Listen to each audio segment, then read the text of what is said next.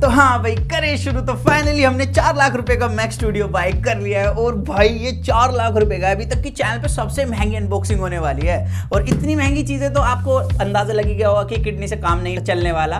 हमने इसके लिए यूज करें अपनी जमीन के कागजात, हमने अपनी जमीन बेच दी है। तो अब भी अगर लाइक नहीं आए तो कोई मजा नहीं आने वाला।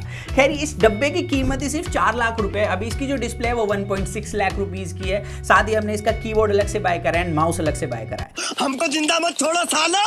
तो एप्पल वाले चाहते हैं कि हम जमीन के साथ साथ खुद को भी बेच दें। खैर आज की इस वीडियो में आगे बढ़ने से पहले अगर आपको वीडियो अच्छी लगे तो लाइक जरूर कर देना। 10,000 लाइक्स एंड 2,000 कमेंट का एम क्या है। तो चलिए शुरू करते हैं। तो इतनी महंगी अनबॉक्सिंग कर रहे हैं भाई, हाथ कांप रहे हैं हमारे। और एप्पल की ना अनबॉक्सिंग वाला एक्सपीरियंस जो है वो अलग ही होता है। यहाँ पर सिर्फ आपको इस पुल टैप को खुल गया, 4 लाख रुपए खुल गए हमारे। आज पैसा ही पैसे की बात होने वाली है। वाओ भाई साहब, आई थिंक ये नीचे आएगा। यस, इस पर क्लियरली है कि आप इसे बस ऐसे ओपन कर दीजिए और ये रहा मैक स्टूडियो। अनबॉक्सिंग एक्सपीरियंस कुछ अलग सा ही है भाई साहब, और बिल्कुल रैप होकर आया है और अच्छा खासा वेट है। अगर आप सोच रहे हो ना इसे लेकर आप ट्रैवल कर लोगे, नहीं होने वाला। आपको अलग से एक बैग लेना पड़ेगा इसके लिए। तो इस पर बाद में चलेंगे, अभी देखते हैं बॉक्स के अंदर क्या है। और सबसे पहले तो जैसे MKBHD ने बोला था ना, फैन हो गए भाई अनबॉक्सिंग एक्सपीरियंस क्या है। तो यहाँ पर आपको सबसे पहले केबल दी गई है जिससे आप इसे पावर दोगे। नीचे की तरफ और कुछ नहीं है। इस तरफ एप्पल ने बोला है कि ये रहे आपकी ज़मीन के कागजात के कुछ निशानियाँ। यहाँ पर आपको यूज़र मैनुअल वगैरह दी गई है। तो बस यही सब आपको बॉक्स के अंदर दिया गया है और बॉक्स के अंदर कुछ नहीं है। अब इस बॉक्स को मैं अलग से रखने वाला हूँ। अगर आपको चाहिए तो 1 लाख रुपए का मैं बेचूंगा इसे, आप मुझसे कॉन्टैक्ट कर सकते हैं। और अभी मुझे जस्ट समझ आया MKBHD ने इसे बेस्ट बॉक्स क्यों बोला है। मैं दिखाता हूँ। नीचे की तरफ यहाँ पर मैक स्टूडियो रखा हुआ आया था एंड इस पर अगर आप कोई भी इंपैक्ट डालोगे ना तो एक तरीके से उसे एब्जॉर्ब कर लेता है। तो ये शॉक एब्जॉर्प्शन के साथ आता है एंड ऊपर वाला ये वाला जो पार्ट है ना, ये भी शॉक एब्जॉर्प्शन के साथ आता है। मतलब अगर इसके अंदर आप मैक स्टूडियो रख के और बॉक्स को ऐसे फेंक भी दोगे, जब भी आपका मैक स्टूडियो जिंदा रहेगा। और इस बॉक्स का वेट ही होगा भाई 4-5 किलो आराम से। मतलब मेरे को लग रहा था खाली नहीं है, बट ये एक्चुअली में खाली है। तो आप कॉन्टेक्ट कर सकते हैं। तो अब अनबॉक्सिंग का टाइम आ गया। घर के पेपर्स कुछ ऐसे लगते हैं दोस्तों देखने में, और ये अच्छा खासा भारी है। तो इसे अनबॉक्स कर लेते हैं, सॉरी अनरैप कर लेते हैं। हाथ में आ गया। वाह, इतना बड़ा एप्पल का लोगो मिलता है आपको ज़्यादा पे करने पर। बेहतरीन, इसे मैं रखूँगा, टिपिकल इंडियंस हैं। ये बॉडी एल्यूमिनियम की बनी हुई है और ऊपर एप्पल का लोगो तो है ही। साथ ही यहाँ पर SD कार्ड स्लॉट है, Type-C पोर्ट्स दिए गए हैं, LED लाइट के लिए दिया गया है यहाँ पर। और मैक स्टूडियो में अच्छी बात यह है कि इसमें सारी पोर्ट ना थंडरबोल्ट पोर्ट है। ये इथरनेट पोर्ट है, USB पोर्ट्स दिए गए हैं, HDMI पोर्ट डिस्प्ले कनेक्ट करने के लिए, 3.5 mm जैक जो कि एप्पल ने अपने आईफोन के अंदर से हटा दिया, इसके अंदर दिया है क्योंकि ये महंगा भी है ना। और साथ यहाँ पर ऑन ऑफ बटन। अब यहाँ पर जो आपको ये ग्रिल देखने के लिए मिलती है ना, ऊपर भी है नीचे भी है। और नीचे ना यहाँ पर इन्होंने रबर पैडिंग दी है ताकि रखने पर किसी भी तरीके का कोई नुकसान ना हो।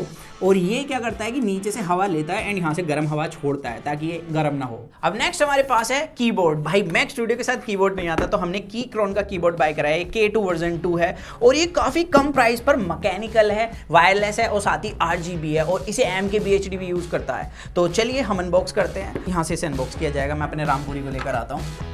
फाइनली खुल गया भाई, बड़ा सज धज गया है ये भी।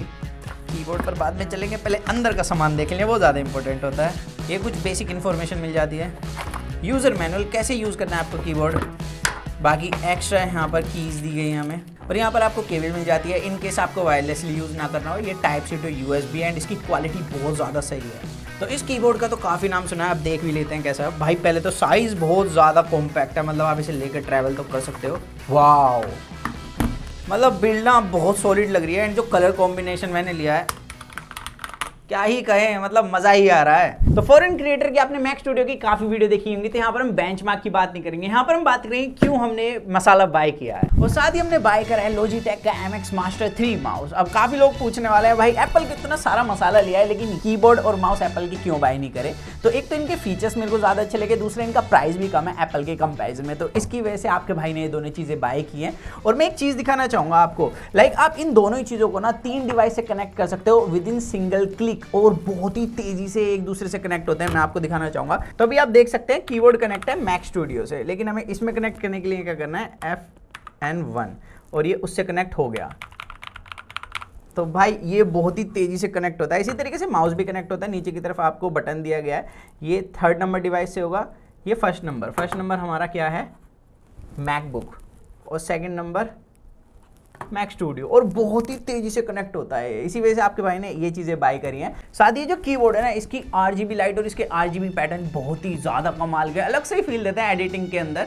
और मैकेनिकल कीबोर्ड जो टैक्टाइल फील देता है ना, बहुत ही मस्त लगता है भाई। आप लोगों के दिमाग में एक सवाल आ रहा होगा, भाई तुमने इतना महंगा मैक स्टूडियो बाय क्यों करा? तो मैं बता दूं कि पहले आपका भाई 1080p में वीडियो रिकॉर्ड करता था कैनन के कैमरा से। उस टाइम पर M1 Pro जो हमारा मैकबुक है काफी अच्छे से हैंडल कर लेता था उसे। लेकिन फिर जब हमने 4K कैमरा में स्विच करा तो उसकी फाइल को अच्छे से हैंडल नहीं कर पा रहा है। एंड आपको पता होगा कि इसके अंदर एक नई अपडेट भी आई थी मोंटेरो, जिसके बाद काफी लोगों को प्रॉब्लम भी आ रही है, जो कि सेम कैमरा के साथ भी एडिटिंग कर रहे थे ना, उसके अंदर भी दिक्कत मिल रही है। तो अब ये अच्छे से हैंडल नहीं कर पाता टास्क, और इसी वजह से हमारी वीडियो भी काफी बार डिले हुई है। तो मेरे को डिले नहीं चाहिए था, इस वजह से हमने मैक स्टूडियो बाय कर लिया है। और अभी तक ना मैं 4K की लोएस्ट सेटिंग्स में वीडियो रिकॉर्ड कर रहा था, लेकिन अब मैं 4K की फुल सेटिंग्स में वीडियो रिकॉर्ड करने वाला हूँ। आपको तगड़ी क्वालिटी ऑफर करूंगा, धीरे धीरे ये चीज़ बढ़ने वाली है। बाकी अब मैं थोड़ा सा एक्सपीरियंस शेयर कर देता हूँ इसका। तो मैक स्टूडियो हमने एडिटिंग के लिए बाय करा है, तो सबसे पहले सॉफ्टवेयर को देख लेते हैं कौन जल्दी ओपन कर सकता है।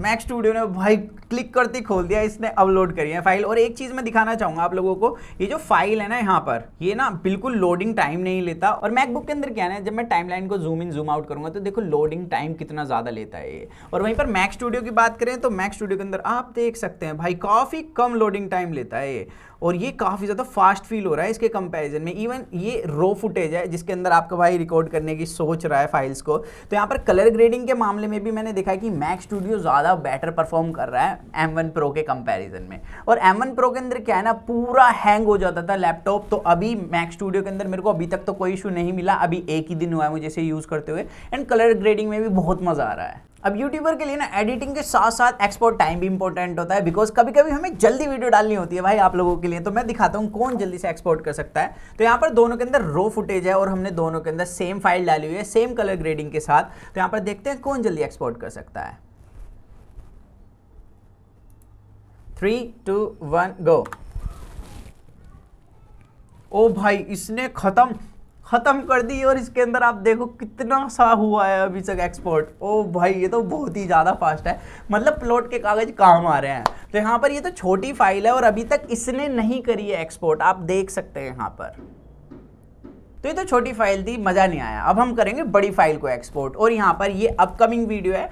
बाकी यहाँ पर सेम आपके भाई ने फाइल डाली है, 7-8 मिनट की वीडियो है ये, और इस तरफ भी हमने सेम फाइल डाली है, और same colour grading, same editing. तो यहाँ पर एक्सपोर्ट करके देखते हैं इन्हें। तो आप सब रेडी हैं, हम तो रेडी हैं। 3, 2, 1 गो।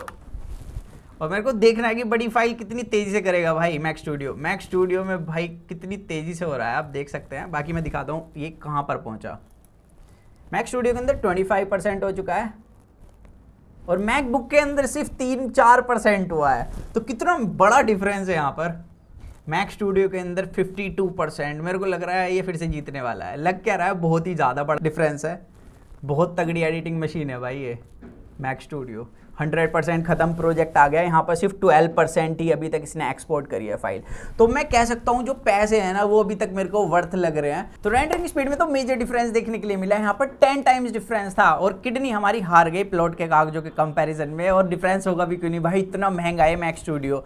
और यहाँ पर जितना भी मैंने अभी तक इसे यूज़ करा है मेरे को वर्थ लग रहा है। और अभी तक हम 4K की लोअर सेटिंग्स को यूज़ कर रहे थे, अपने कैमरे को अच्छे से यूटिलाइज नहीं कर पा रहे थे। तो अब हम धीरे धीरे अपने 4K की सेटिंग्स को अनलॉक कर देंगे और आपके साथ हाई क्वालिटी कंटेंट शेयर करने की कोशिश करेंगे। बाकी मैक स्टूडियो के अंदर मेरे को एक कमी लगी है, वो इसके स्पीकर्स। मैं आपको सुनाना चाहूंगा कैसे हैं।